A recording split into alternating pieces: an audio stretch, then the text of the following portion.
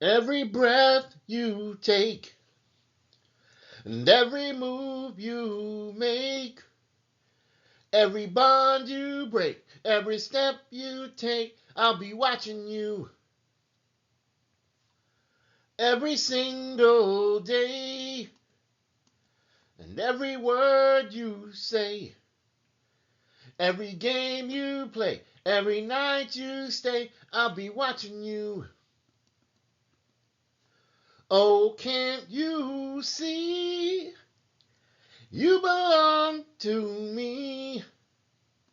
How my poor heart aches with every step you take, every move you make, and every vow you break, every smile you fake, every claim you stake, I'll be watching you. Welcome, welcome, welcome to another exciting episode of the Unrelenting Alchemist, all spiritual, all the time. We're talking about the flame within, and we're talking about never putting yourself on the back burner.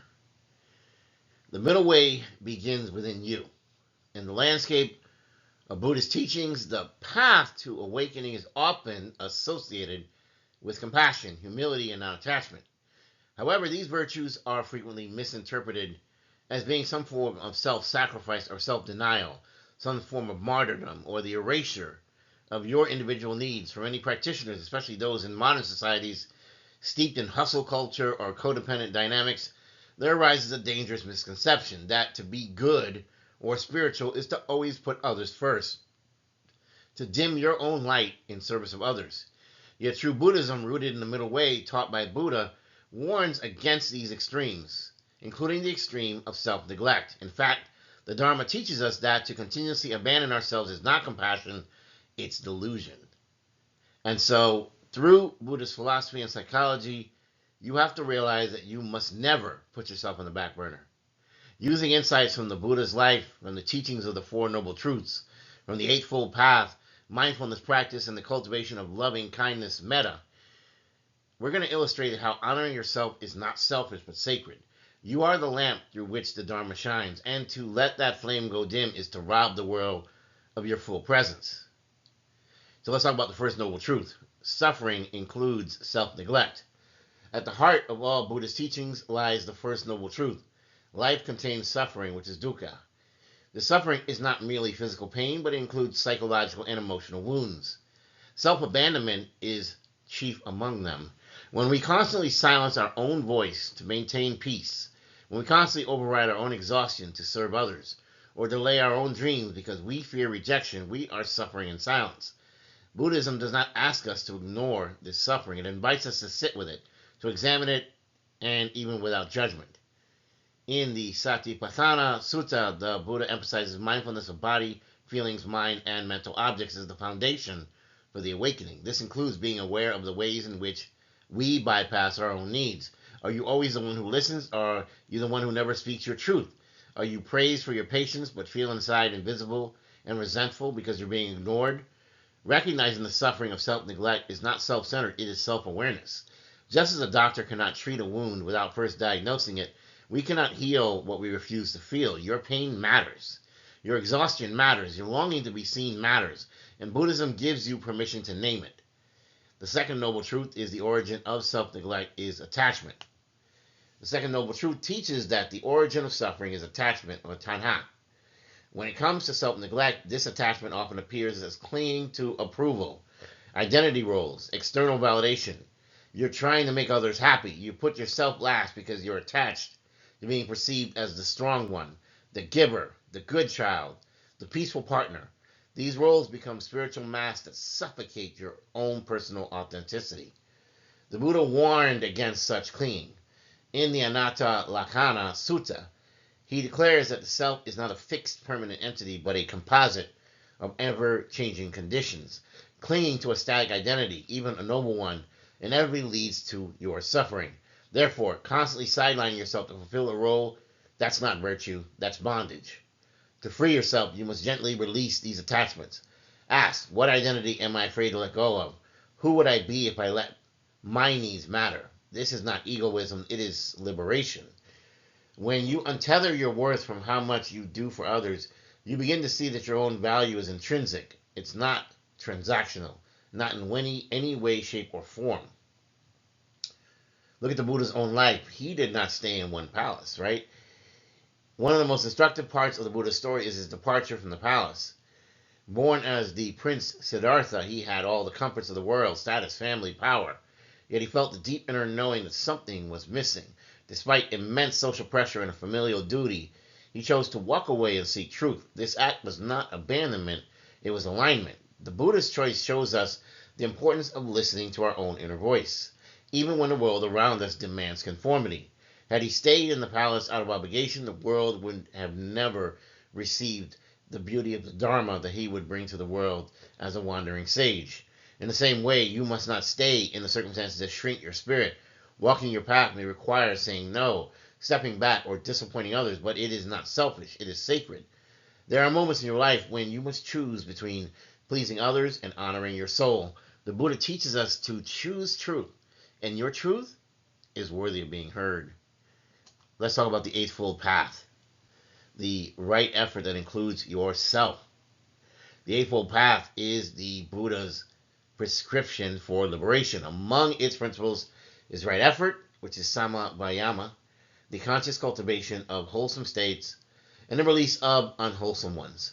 Self-neglect is an unwholesome state which is rooted in delusion and fear. Consistently prioritizing everyone else's needs while ignoring your own is not right effort. It is spiritual bypassing. Right effort means applying mindful energy to care for your physical, emotional, and mental well-being. This includes setting boundaries without guilt, saying no when you're depleted, making time for meditation, rest, and creativity, listening to your body's needs, your body's signals, nurturing your aspirations, not just your obligations. You have a right to be happy. When you care for yourself, you are not stealing energy from others. You are preserving the sacred vehicle, your body and mind, through which you serve the world. You cannot pour from an empty cup. Right effort is realizing that you too are worthy of your energy. Loving kindness, metta, compassion, must also include love beginning at home, and that includes you. The practice of Metta Bhavana, or loving kindness meditation, begins with cultivating compassion towards oneself. Yet many skip that step and they rush to extend compassion outward.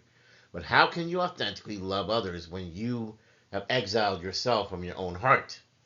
The Buddha taught that the person you should love the most in the world is you. In Udana 5.1, he says, searching all directions at one's awareness, one finds no one dearer than yourself.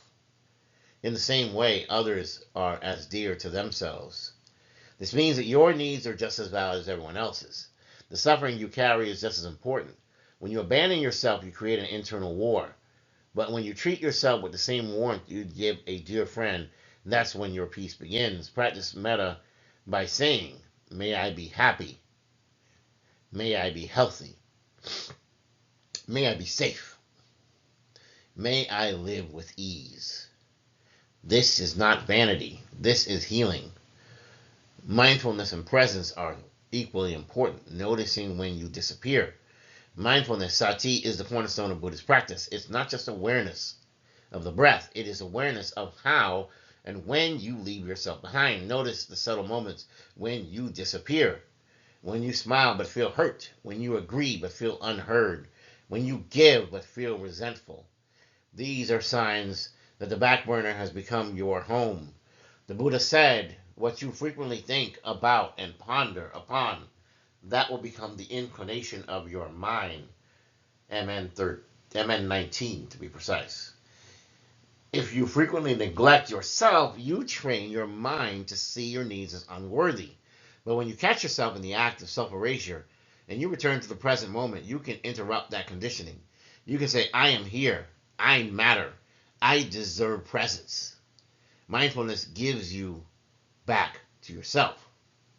So let's talk about the myth of selflessness, clarifying the Dharma. Buddhism speaks often of selflessness, anatta, but this does not mean you are unimportant. It means the idea of a permanent, isolated self is an illusion.